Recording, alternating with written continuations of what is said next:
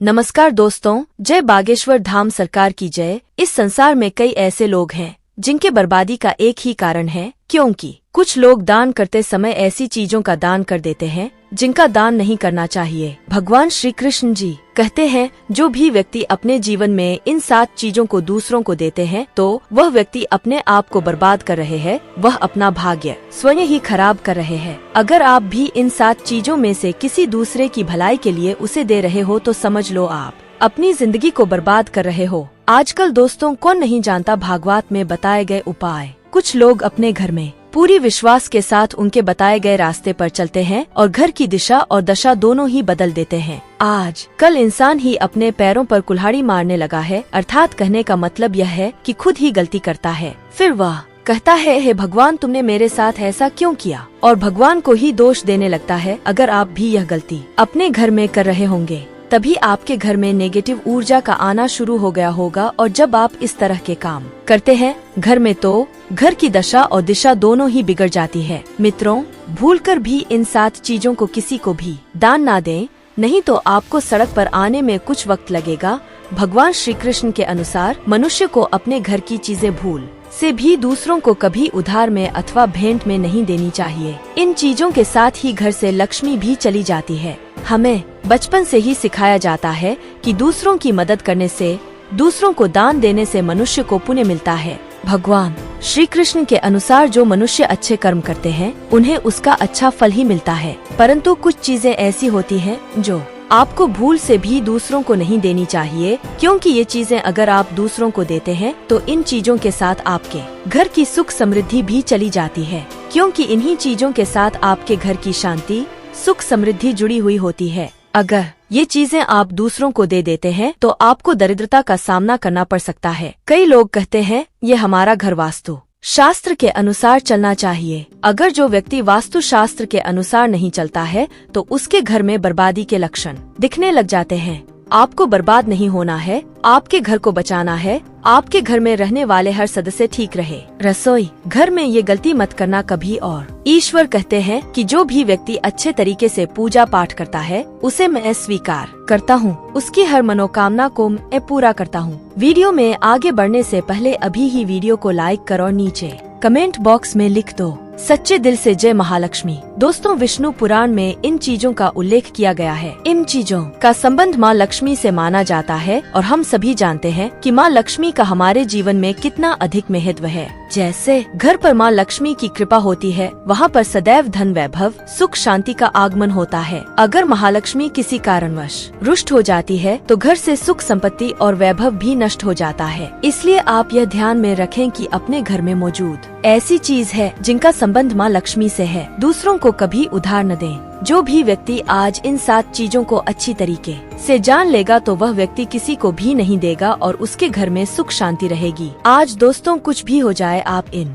7 चीजों के बारे में जानकर ही जाना है। व्यक्ति चाहता है कि उसके जीवन में सुख शांति बनी रहे और घर पर धन का अभाव न रहे, लेकिन केवल मेहनत करने से व्यक्ति की यह चाहत पूरी नहीं होती है। कई बार ऐसा होता है, आमदनी अच्छी होने और खूब मेहनत करने पर भी घर पर धन का अभाव बना रहता है। इसका कारण है जाने अनजाने में हुई गलतियाँ। शास्त्रों में ऐसी कई नीतियों के बारे में बताया गया है जिसका पालन करने पर जीवन की कई समस्याएं दूर हो जाती है। दोस्तों, इतना ही नहीं, इन नीतियों का अनुसरण करने पर घर परिवार में सदैव खुशहाली बनी रहती है और माँ लक्ष्मी की कृपा से कभी पैसों की कमी नहीं रहती है। गरुड़ पुराण, जो कि हिंदू धर्म का महत्वपूर्ण ग्रंथ माना जाता है, इसमें ऐसी कई बातों का उल्लेख मिलता है जो कि गरीबी और दरिद्रता का कारण बनती है। अगर आप इन कामों को करते हैं तो आज ही इसे छोड़ दें, वरना कई तरह की परेशानियां झेलनी पड़ सकती है। अब यहाँ पर कुछ दोस्त ऐसे भी होंगे जो हमारी बातों को हल्के में लेंगे क्योंकि उन्हें वास्तु शास्त्र का ज्ञान नहीं है। इस पर एक कहावत भी प्रचलित है कि बंदर क्या जाने अदरक का स्वाद। अर्थ यह है, कोई भी व्यक्ति वास्तु शास्त्र के बारे में नहीं जानता है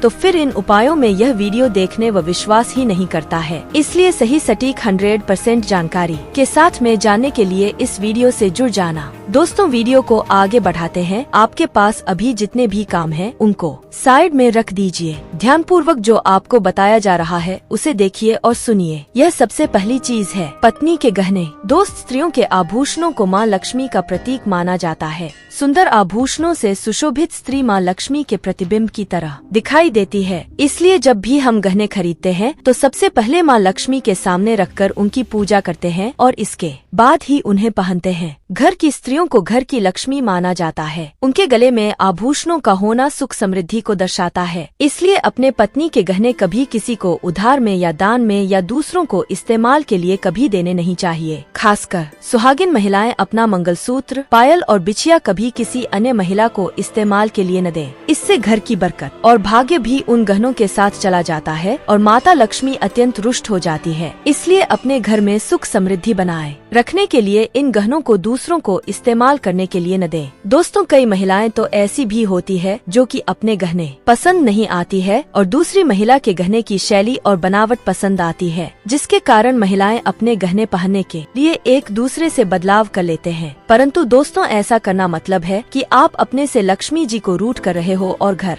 से बाहर भेजने की तैयारी कर रहे हो, क्योंकि आभूषण या गहने महालक्ष्मी जी का प्रतीक होता है और आपके अपने गहने ही आपको पहनने चाहिए। किसी को भी दूसरे के गहने नहीं पहनने चाहिए। दूसरी चीज है झाड़ू। दोस्तों, झाड़ू जो सफाई के लिए काम आता है, हमारे घर से नकारात्मक ऊर्जा को दूर करता है। उसे माँ लक्ष्मी का प्रतीक माना जाता है। ऐसा माना जाता है कि झाड़ू में माँ लक्ष्मी का निवास होता है। इसलिए अपने घर की झाड़ू कभी किसी को उधार में या उपयोग के लिए ना दें। अगर झाड़ू खराब हुई है तो उसे किसी प्रवाहित जल में बहा दें, लेकिन उसे किसी को उधार में न दें या कचरे में न फेंकें, क्योंकि अगर आपके घर की झाड़ू कोई दूसरा उपयोग करता है तो इसका असर आपके घर की सुख शांति पर पड़ता है। इसके साथ यह भी बात ध्यान में रखें कि दूसरों के घर की झाड़ू का अपने घर में कभी प्रयोग न करें, क्योंकि ऐसा करने से उनके घर की नकारात्मक ऊर्जा आपके घर में आ सकती है। आपको हमेशा झाड़ू को छिपा कर रखना चाहिए। इसे ऐसी जगह रखें जिससे बाहर से आने वाले व्यक्ति की नजर इस पर न पड़े।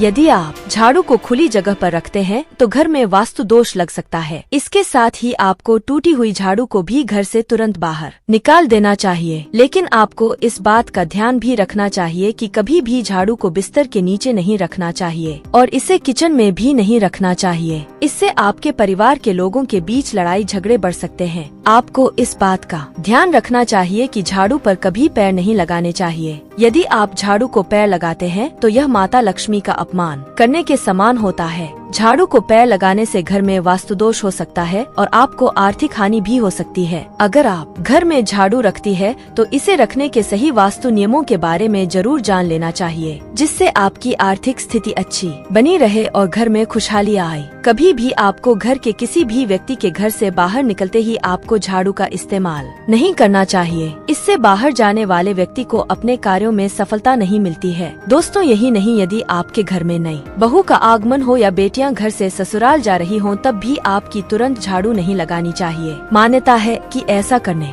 से आपके घर की लक्ष्मी रूठ सकती है और आपको धन हानि हो सकती है। तीसरी चीज, सूरज डूबने के पश्चात दूध, दही, चावल, नारियल, आटा ऐसी सफेद चीजों का दान करना या दूसरों को उधार में देना अशुभ माना जाता है। ऐसा माना जाता है कि सफेद चीजों से बुरी नजर जल्दी लग जाती है। इसलिए सूरज अस्त होने के पश्चात अपने घर की वस्तुएं दूसरों को नहीं देनी चाहिए। इन चीजों को दान करने से आपके घर की सकारात्मक ऊर्जा कम हो सकती है। अगर आप किसी को देना ही चाहते हैं, उन्हें बाजार से खरीद कर दे सकते हैं, परंतु अपने रसोई घर से उठाकर भूल से भी दूसरों को ना दें। खासकर नमक तो भूल से भी नहीं देना चाहिए। चौथी बात, दोस्तों, माँ लक्ष्मी धन की देवी है। माँ लक्ष्मी हमारे घर में सदा विराजमान रहे हैं। ऐसा हमें सदा ही प्रयास करना चाहिए, जिससे घर पर महालक्ष्मी की कृपा होती है, वहाँ पर धन की वृद्धि अवश्य होती है। इसलिए अगर आपने अपनी पत्नी के पास कोई धन रखा हुआ है तो वह पैसा किसी को उधार में नहीं देना चाहिए। अगर आप किसी को अपनी पत्नी के पास रखा हुआ धन उधार में देते हैं तो आपके घर से लक्ष्मी चली जाती है और भविष्य में आपको पैसे की तंगी का सामना करना पड़ सकता है। खासकर त्योहार एकादशी के दिन अपनी तिजोरी में रखा हुआ धन दूसरों को कभी न दे। दोस्तों, पांचवी बात, महालक्ष्मी वैभव प्रदान करने वाली,